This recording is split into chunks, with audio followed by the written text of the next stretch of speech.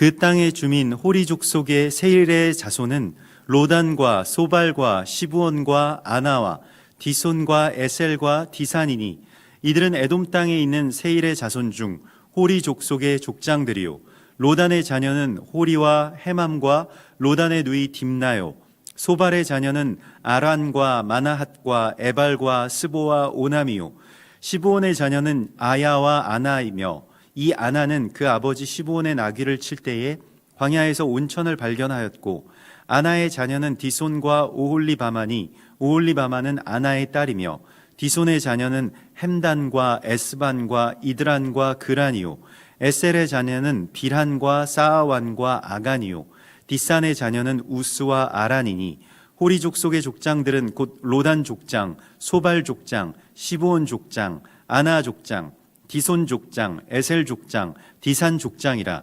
이들은 그들의 족속들에 따라 세일 땅에 있는 호리 족속의 족장들이었더라. 이스라엘 자손을 다스리는 왕이 있기 전에 에돔 땅을 다스리던 왕들은 이러하니라. 부올의 아들 벨라가 에돔의 왕이 되었으니 그 도성의 이름은 딘하바며 벨라가 죽고 보스라 사람 세라의 아들 요밥이 그를 대신하여 왕이 되었고 요밥이 죽고 대만 족속의 땅의 후삼이 그를 대신하여 왕이 되었고 후삼이 죽고 부닷의 아들 곧 모압들에서 미디안 족속을 친 하닷이 그를 대신하여 왕이 되었으니 그 도성 이름은 아윗이며 하닷이 죽고 마스레가의 삼라가 그를 대신하여 왕이 되었고 삼라가 죽고 유브라데 강변 르호봇의 사울이 그를 대신하여 왕이 되었고 사울이 죽고 악볼의 아들 바알 하난이 그를 대신하여 왕이 되었고 악볼의 아들 바알 하난이 죽고 하달이 그를 대신하여 왕이 되었으니 그 도성 이름은 바우며 그의 아내의 이름은 무헤다벨이니 마드렛의 딸이요 메사압의 손녀더라. 에서에게서 나온 족장들의 이름은 그 종족과 거처와 이름을 따라 나누면 이러하니 딥나 족장, 알와 족장, 여댓 족장, 오올리바마 족장, 엘라 족장, 비논 족장, 그나스 족장, 대만 족장, 밉살 족장, 막디엘 족장, 이람 족장이라. 이들은 그 구역과 거처를 따른 에돔 족장들이며 에돔 족속의 조상은 에서더라. 아멘. 이번 주에 이 바이슐라흐라고 하는 이 토라 포션의 말씀을 통해서 하나님께서는 야곱이 그 약속의 땅으로 돌아오는 것의 가장 핵심적인 어떤 열쇠를 바로 그 형 에서와의 화해 그리고 자신들의 모든 그런 적개심이나 또 두려움 때문에 또 자신들의 어떤 자기의와 거룩함 때문에 이방인들을 잔해하고 그저 죽여야 되고 또 접촉하지 말아야 되는 어떤 그런 대상으로서 꺼려하는 그 이방의 남은 자들의 근원을 우리 가운데 보여주십니다.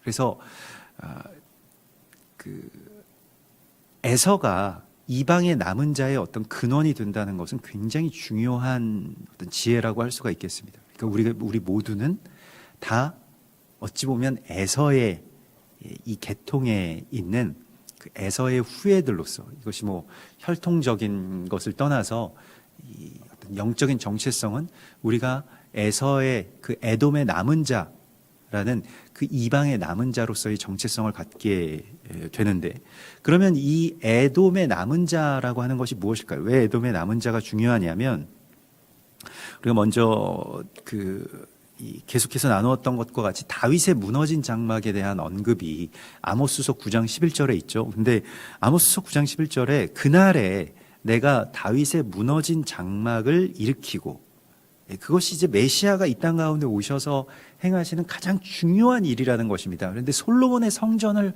회복하시겠다는 약속이 아니라 다윗의 무너진 장막을 일으키시겠다고 말씀하십니다. 그러면서 그것들의 틈을 막으며 그 허물어진 것을 일으켜서 옛적과 같이 세우고 그들이 에돔의 남은 자와 내 이름으로 일컫는 만국을 기업으로 얻게 하리라. 이 일을 행하시는 여호와의 말씀이니라. 그래서 에돔의 남은 자와 내 이름으로 일컫는 만국, 곧 이방 땅의 백성들을 하나님께서 기업으로 주신다라고 말씀을 하십니다. 사도행전 15장에 보면 야고보 사도가, 그러니까 야고보 사도가 사실 순교하기 전까지는 그 모든 교회의 수장이었습니다. 이 베드로가 수장이 아니고요. 야고보가 예루살렘 교회의 어떤 그런 수장이고 모든 초대교회를 이끌었던 그런 사도였음을 우리가 보게 되는데, 야고보 사도가 사도행전 15장 13절에서 이런 말씀을 하십니다. 야고보가 대답하여 이르되 형제들아 내 말을 들으라. 그 후에 내가 돌아와서 다윗의 무너진 장막을 다시 지으며 또 그 허물어진 것을 다시 지어 일으키리니 이는 그 남은 사람들과, 그 남은 사람들이 에돔의 남은 자들이죠, 내 이름으로 일컬음을 받는 모든 이방인들로 주를 찾게 하려 함이라 하셨으니 그러므로 내 의견에는 이방인 중에서 하나님께로 돌아오는 자들을 괴롭게 하지 말고 오직 목매어 죽인 것이나 우상 숭배의 제물들만 금하자.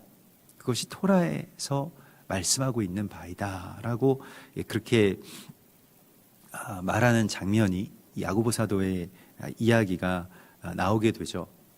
에돔의 남은 자는 무엇일까요?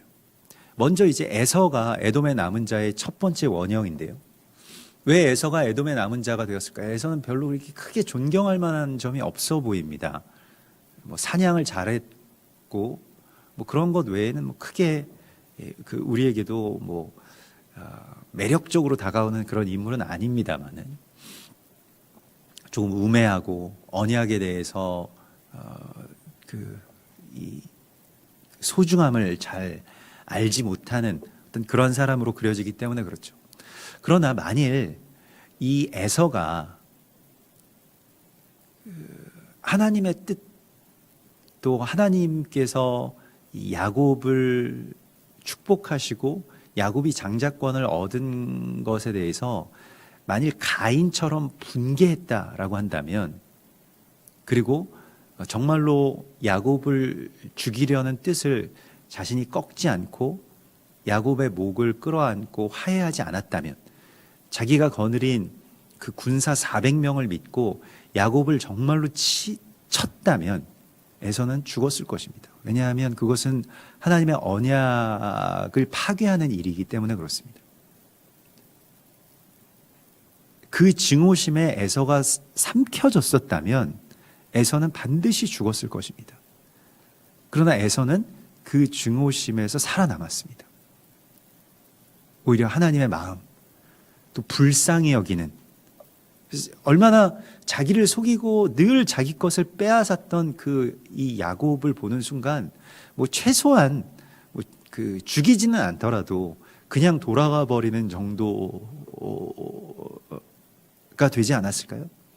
그런데 그에게 달려와서 그를 끌어안고 울며 입맞추는 그러한 에서의 모습이 곧 이방의 남은 자의 모습이라고 하는 것을 원형적으로 우리 가운데 보여주고 있습니다.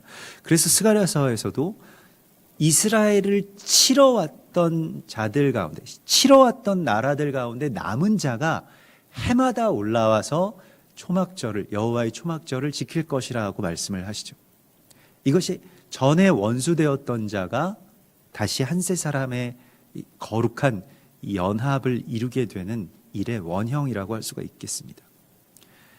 에서가 돌이켜지게 된 것은 물론 에서의 입장에서 이 서술한 그런 글이 없기 때문에 에서의 심정을 우리가 잘 알 수는 없습니다. 다만 우리가 이 토라의 말씀, 이번 주에 토라의 말씀을 통해서 알게 되는 지혜는 에서의 회심, 곧 에서가 이방의 남은 자로서 그 증오의 어떤 불길 속에서 그것을 통과할 수 있었던 이유는 야곱이 하나님과 씨름했기 때문입니다. 원래 우리가 이 씨름, 레슬링이라고 하는 것은 우리의 어떤 적대적인 관계에 있는 적과 하게 되지 않겠습니까? 어쩌면 그냥 일반적인 어떤 세상의 통념으로는 야곱과 에서가 한바탕 결투라도 붙는, 씨름이라도 하는 그러한 장면이 나올 법합니다마는, 야곱은 형 에서와 뒤엉켜서 싸우는 것을 택하기보다는 하나님을 붙들죠. 하나님과 씨름합니다. 이것이 하나님의 사람들의 특징인데요. 다윗도 마찬가지입니다. 다윗은 생전에 정말 억울하고 부당한 일을 많이 겪었죠. 자신의 충심이 반역의 어떤 이야기로 오해되고 또 매도되어서 사울 왕에게 계속, 자신의 그것도 장인이잖아요. 사울 왕에게 계속 누명을 쓰고 쫓겨다니고, 그리고 많은 사람에게 배신당하고, 또 특별히 자기 아들에게 노년에 그 아들이 자신을 죽이려고 추격하는 그러한 일까지 겪은 인물이 다윗입니다. 얼마나 괴로움이 많았겠어요. 시편에 보면 하나님과의 씨름의 흔적들이 너무 많이 나와 있습니다. 하나님 붙드는 것이죠. 하나님 날 죽이려고 하시는 겁니까? 하나님 저를 어떻게 살라고 하시는 겁니까? 그러면서 하나님께는 아주 굉장히 맹렬하게 달려드는 그러한 기도, 또 그러한 어떤 그 탄식의 기도들이 시편에 굉장히 가감없이 많이 나와 있습니다.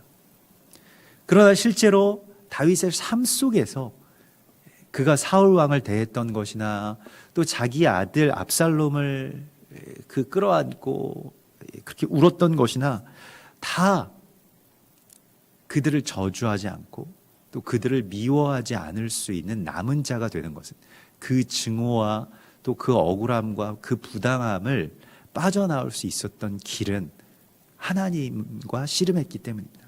하나님과 씨름해서 이겨야만, 그 이긴다라고 하는 것은 하나님을 이기는 것이 아니죠. 우리가 이스라엘 하면 이 엘을 이긴다라고 하는 것인데요, 그 엘이라고 하는 것은 물론 뭐 하나님이라고 하는 뜻이 있습니다. 그렇기 때문에 이제 정말로 우리를 사랑하시는 그 사랑 그 안에서 우리를 이기지 않으시겠다라고 하는 그런 언약이기도 하죠. 그러나 또한 엘이라고 하는 것은 다른 신, 곧 나를 지배하고 있는 증오, 두려움, 또한 시기심, 질투, 이러한 모든 것들을 이기는 것과 같은 이야기라고 할 수가 있겠습니다. 그래서 야곱의 씨름이 에서의 이 승리를, 또 에서와의 화해를 가져오는 어떤 그러한 그 실마리가 되는 것을 우리가 뭐 지난주와 또 이번 주의 말씀을 통해서 만나게 되는데요. 그런데 이번 주의 말씀은 그래서 놀랍게도 이 에돔의 족보로 마치고 있습니다. 그러니까 에돔의 족보가 완성되게 하기 위해서 하나님께서는 또 이런 일들의 궤적을 우리 가운데 보여주시고 있는 것이죠. 그냥 야곱이 살아남았다, 야곱이 이 땅에 와서 어떻게 되었다라고 하는 이야기가 아니라 에돔의 이제 남은 자들의 어떤 근원들을 쭉 우리 가운데 말씀을 하시고 있습니다. 그래서 에돔의 남은 자에 있어서 대표적인 사람, 우리가 알만한 대표적인 사람, 에돔 계통의, 그러니까 에돔의 이 자녀들, 오늘 이 에돔의 족보가 나오기 때문에 그 족보들을 거슬러 올라가서 여러 가지로 그 연관을 보면, 먼저는 이제 그나스 사람이라고 불리워졌던 갈렙을 들 수가 있겠습니다. 이렇게 여호수아와 갈렙 할 때 이 갈렙은 뭐 레갑 족속 혹은 뭐 그나스 사람 이렇게 불리워지는데, 이게 다 에돔 계통에 있는 사람입니다. 그리고 우리가 잘 아는 욥기의 주인공인 욥이 이제 우스 땅에 거하였다. 그것도 다 에돔의 땅입니다. 여기 그 28절에 보면 디산의 자녀는 우스와 아란이니, 그래서 여기서 이 우스가 이 욥의 고향인 바로 그 우스였으리라고 생각을 합니다. 그것이 일반적인 어떤 견해인데, 욥은 하나님의 사람이지 않았습니까? 하나님을 정말로 잘 믿고 따르고, 그리고 이 고난의 어떤 그 모든 늪을 뚫고 나온 승리자로서 우리가 그려지는 그러한 대표적인 인물인데, 그가 바로 에돔 사람이었다는 것입니다. 갈렙은 이 산지를 내게 주소서라고 하는 아주 유명한 그 말을 남긴 정말로 충절의 상징이죠. 갈렙도 에돔 사람이었고요. 또 이 에돔의 남은 자의 어떤 대표적인 그 사람 가운데 하나는 저는 오벳 에돔이라고 생각하는데요. 오벳 에돔은 물론 뭐 에돔 사람이라고 하는 언급은 없습니다만은 그 오벳 에돔이라고 하는 이름 자체가 에돔의 예배자라고 하는 그런 뜻을 갖고 있습니다. 오벳 에돔은 성전 문지기였는데요. 그가 어떻게 성전 문지기가 되었는가 하면 블레셋 땅에서 법궤가 그냥 수레에 태워져서 보내지죠. 그리고 그것을 이 다윗 왕이 예루살렘으로 옮기려고 하다가 그의 이 신복인 우사가 그것을 계속 수레를 태워가지고 가지고 오려고 하다가 죽는 사건이 일어나고, 그래서 모든 사람들이 법궤를 두려워하게 되었을 때 그냥 뭐 반강제적으로 이 에돔 사람인 이 오벳 에돔의 마당에다가 이걸 두고 갑니다. 얼마나 두렵겠어요. 방금 전에 사람이 그걸 만지다가 죽었는데 뭐 아주 흉물처럼 그렇게 여겨졌을 것입니다. 그래서 다윗 왕도 그렇게 철수해 버렸는데, 그런데 오벳 에돔이 복을 받죠. 오벳 에돔이 그 법궤 앞에서 예배하기 시작합니다. 그의 아들들과 함께요. 그리고 오벳 에돔의 집에 복을 주셨다 함을 듣고 다윗이 법궤를 다시 예루살렘으로 옮기기로 결심을 합니다. 그리고 깨닫게 되죠. 어떻게 법궤를 옮길 수 있는가라고 하는 것을 알게 되죠. 그것이 다 무엇 때문이었습니까?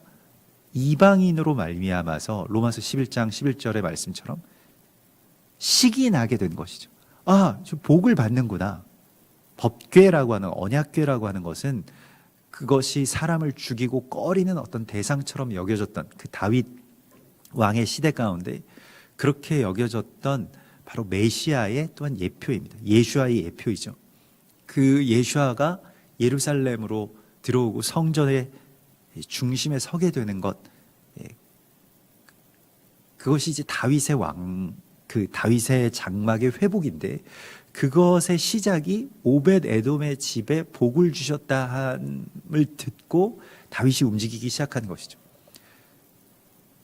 그래서 법궤를 이제 가지고 가는데, 뭐 레위인들이 와서 이제 법궤를 이 어깨에 메고 가기 시작하는데, 그런데 오벳 에돔이 그냥 자기 집에 복을 주셨으면 거기서 그 주신 복으로 뭐 돈을 많이 주셨다는 것인지 무엇인지는 잘 알 수 없습니다만은 아무튼 많은 복을 주셨기 때문에 뭐 소유도 많아졌겠죠. 그런데 그냥 거기서 그렇게 살았으면 이게 그 이방의 남은 자, 에돔의 남은 자로서 좀 자격이 미달될 것인데, 오벳 에돔이 그걸 다 버리고 법궤를 따라옵니다. 그래서 어떻게 되느냐, 자기 아들들과 함께 이 다윗의 장막이 최초의 성전 문지기가 됩니다.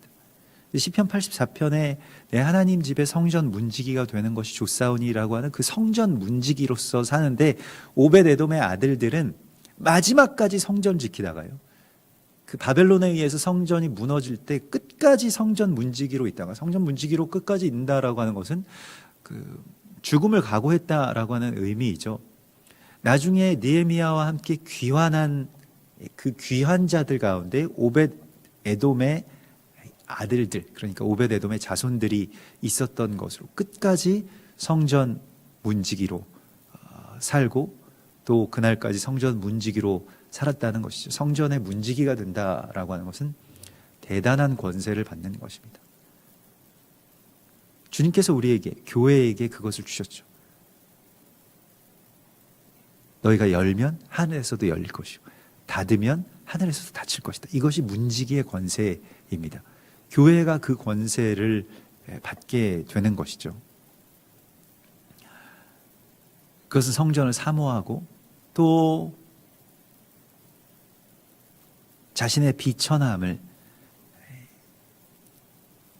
개의치 않고 하나님 사랑하는 그러한 이 이방의 남은 자의 정체성을 그대로 드러내고 있습니다. 그게 이 에돔의 남은 자의 어떤 대표적인 인물로서 오벳 에돔, 또 욥, 갈렙을 들 수가 있겠습니다. 우리가 그러한 자녀들이죠.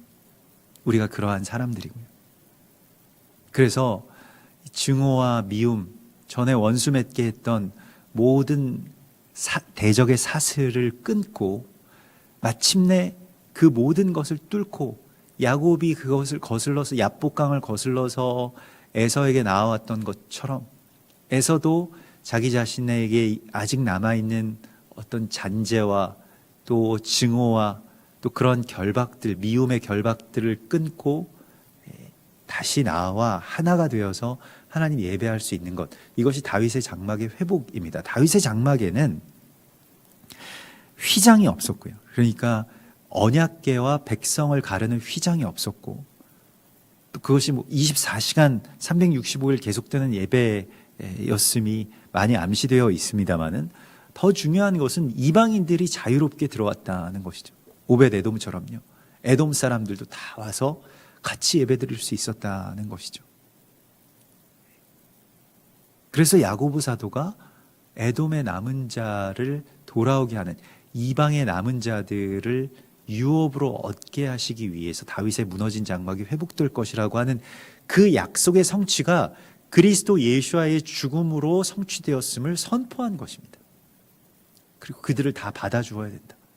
그들이 때로는 음식 규례를 지키지, 코셔를 하지 않고 우리의 어떤 문화나 어떤 절기나 이런 걸 잘 알지 못하더라도 받아들여 주어야 된다라고 교회의 수장이 이제 예수님의 뜻을 따라서 정리한 것이 사도행전 15장의 야고보 사도의 그런 그 설교라고 할 수가 있겠습니다. 그래서 오늘 이후에도 신명기서에 보면 이 에돔 사람들은 이제 연합해야 될 형제들로, 때로는 그들이 심술을 부린다고 할지라도 연합해야 되는 형제들로 그렇게 계속 하나님께서 말씀을 하시고 있습니다. 신명기 2장 4절에 보면 너희는 스스로 깊이 삼가고 그들과 다투지 말라. 그들의 땅은 한 발자국도 너희에게 주지 아니하리니 이는 내가 세일산을 에서에게 기업으로 주었음이라 라고 말씀을 하시고 있습니다. 깊이 삼가고, 만일 그들을 칠 수 있는 힘이 생기더라도 너희가 깊이 삼가고 두려워하여서 그들과 다투지 말라라고 말씀을 하십니다. 우리가 그 어떤 다툼에 대하여서요, 또 누군가를 비방하는 것에 대하여서 굉장히 아주 무방비 상태로 그러한 말을 하고 또 그렇게 행동을 하는 경우가 있죠. 그것은 정말로 우리가 깊이 삼가고 두려워해야 할 일입니다. 이 다툼이라고 하는 것, 특별히 하나님께서 형제로 맺어주신 사람을 원수를 맺고 다투게 되는 것이 곧 대적이 우리를 하나님의 나라로 들어가지 못하게 하는 올가미이기 때문에 이걸 끊는 것이 가장 중요한 것이고, 실은 모세가 무리바 물가에서 백성들과 다투었기 때문에 사실 잘못한 건 백성들입니다.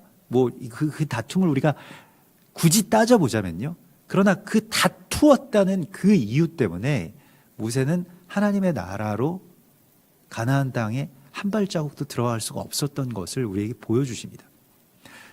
다툼을 극복하는 것이 에돔의 남은 자와 이스라엘이 한 세 사람을 이루는 데 있어서의 이 마지막 어떤 방아쇠가 되겠죠. 마지막 열쇠가 되겠죠. 그래서 이스라엘과 이방이 서로 다투는 것, 그 다투는 우리가 부부 사이에도 그렇고 자녀와 부모와의 관계에서도 그렇고, 다투어서 이기면 어떻게 하겠습니까? 이기면 내가 지배하나요? 이기면 속이 완전히 풀립니까? 폭력으로 이긴다라고 한다면, 남편이 혹은 아내가 힘이 더 세서 폭력으로 그 배우자를 제압할 수 있다고 한다면요. 예전에 그렇게 사시는 어떤 그런 분들도 계셨죠. 완전히 주눅들게 만들고.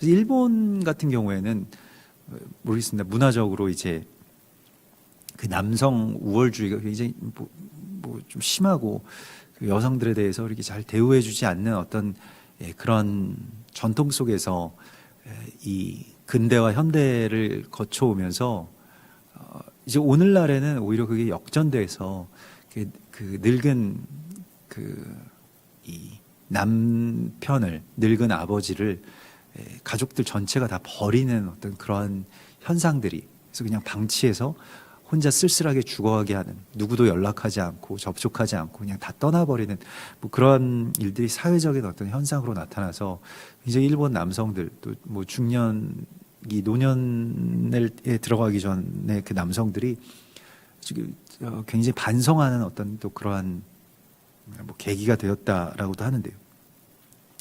우리가 이제 서로 그 다툰다라고 하는 것도 누군가를 비방한다고 하는 것, 누군가를 굉장히 내가 증오하는데 그 증오심은 너무나도 정당하다라고 생각하는 것이 실은 요나의 마음이고 또 특별히 아벨을 죽였던 가인의 마음이고 더 나아가서 예슈아를 죽였던 그 사람들의 마음이죠.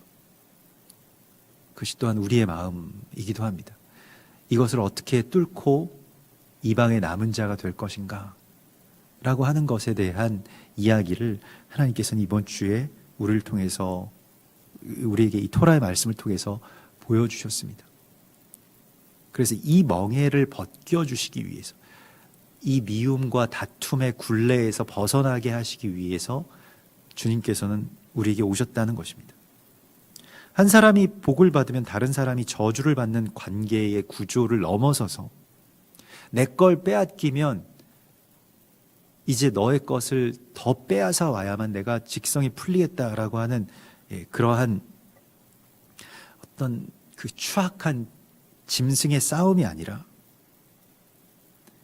약육강식, 뭐 생존 경쟁, 이러한 이 세상의 구조가 아니라 내가 너를 위해서 삼가고 또 상대방이 그를 위해서 희생하는, 헌신하는 그러한 연합을 통해서 하나님의 나라는 이루어지는 것이고 우리가 하나님의 나라로 들어갈 수 있다라고 말씀을 하십니다. 야곱이 베델로 들어가게 되는 것과 같은 바로 그 이야기가 우리 안에서 다시 펼쳐지게 될 것이라고 말씀을 하십니다. 그러나 에돔은 다시 이제 오랜 세월을 이렇게 거슬러서 다시 회복되어야 될 형제로 우리 가운데 그렇게 그려지고 있고, 그리고 에돔의 많은 왕들, 여기서 그 이스라엘을 이 31절에 보면 이스라엘 자손을 다스리는 왕이 있기 전에 에돔 땅을 다스리던 왕들은 이러하니라 이렇게 나오죠. 그러니까 이스라엘 사람들이 나중에 사무엘 선지자에게 와서 우리에게 왕을 달라고 말하는 그 이유가 무엇일까요?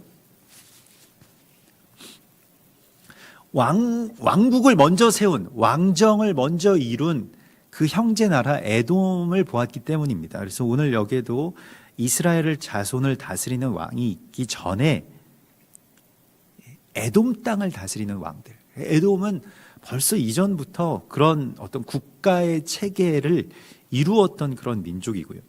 그래서 세일 자손이라고 이렇게 일컬어지는데 에돔 사람을요. 에서의 후손들이 세일에 살았다라고 일컬어지는데 지금 그 요르단의 이 페트라, 굉장히 유명한 유적이죠. 그 페트라도 다 그 세일 그 지역이라고 그렇게 일컬어집니다. 그래서 그 세일의 중심이 아마도 페트라일 것이다. 거기도 굉장히 그 중요한 하나님의 이 언약적인 땅이라고 할 수가 있겠는데요. 근데 그곳에서 굉장히 자신들만의 어떤 높은 또 성취를 이룬 것이 또한 이 세일, 에돔의 특징입니다. 네, 그래서 이제 오바댜서에서는 너의 마음의 교만이 너를 속였도다. 바위 틈에 거주하며 높은 곳에 사는 자여. 네가 마음에 이르기를 누가 능히 나를 땅에 끌어내리겠느냐. 독수리처럼 높이 오르며 별 사이에 깃들일지라도 내가 거기에서 너를 끌어내리리라. 그래서 오늘날의 뭐 인본주의로 대표되는 이 세상의 어떤 문명, 또 문화, 또 이것에서 내려오지 않고 한 세 사람의 어떤 가치를 잘 모르는 그러한 이 에돔의 높은 자, 세일의 높은 자, 마음의 교만을 품는 자들을 끌어내리시겠다라고 하는 그 주님의 약속이기도 합니다. 오바댜서를 우리가 잘 보아야 되는데 오바댜서에서는 이런 말씀이 나옵니다. 오직 시온산에서 피할 자가 있으리라. 그 산이 거룩할 것이요 야곱 족속이 자기 기업을 누릴 것이다. 그래서 구원받은 자들이 시온산에 올라와서 에서의 산을 심판하리니 나라가 여호와께 속하리라. 그래서 우리가 에서의 산, 그 세일로 올라가서는 안 되고요. 훗날에 에돔의 남은 자가 되어서 다시 더듬어 찾아가서 그 시온으로 올라가야 될 것을 주께서 말씀을 하십니다. 이것이 한 세 사람의 비밀입니다. 우리가 높은 자리에 올라왔고 높은 건물과 십자가의 첨탑을 그렇게 지어 올렸다고 해도 구원이 완성된 것은 아닙니다. 한 세 사람의 연합이 이루어져야 그리스도 예수께서 오실 길이 예비되는 것이고요. 이 두 개의 진영, 곧 야곱의 회복과 에서의 회복은 쌍둥이 형제처럼 서로가 서로에게 영향을 줍니다. 가장 귀한 영향은 내가 하나님께 완전히 들어가게 되는 것이고 또 굴복하게 되는 것이고 하나님을 붙들게 되는 것입니다. 사람은 잘 변하지 않습니다. 사람에게 큰 기대를 하고 사람을 붙들고 사람을 어떻게든 설득해 보려고 하면 많은 어떤 상실감과 또 상처가 남죠. 그러나 야곱처럼 우리도 하나님을 붙들고요. 또 에서에게 어떤 일이 있었는지는 모르겠습니다만은 그러나 에서가 그 증오심에 머물러 있지 않고 그것에서 그 결박에서 풀려나서 야곱을 끌어안는 바로 그 순간의 승리처럼 우리의 삶 속에서도 이러한 이 두 진영의 승리가 또 두 진영이 이제는 서로와 반목하는 것이 아니라 함께 연합하는 이 귀한 한 세 사람의 이야기가 거룩한 하나님의 나라의 회복을 우리 가운데 가져오는 것을 하나님께서 우리 가운데 보여주십니다. 우리 같이 기도하겠습니다. 하늘에 계신 우리 아버지시여, 이름이 거룩히 여김을 받으시오며 나라의 임하옵시며 뜻이 하늘에서 이룬 것 같이 땅에서도 이루어지이다. 오늘날 우리에게 일용할 양식을 주옵시고 우리가 우리에게 죄 지은 자를 사하여 준 것 같이 우리 죄를 사하여 주옵시고 우리를 시험에 들게 하지 마옵시며 다만 악에서 구하옵소서. 대개 나라와 권세와 영광이 아버지께 영원히 있사옵나이다. 아멘.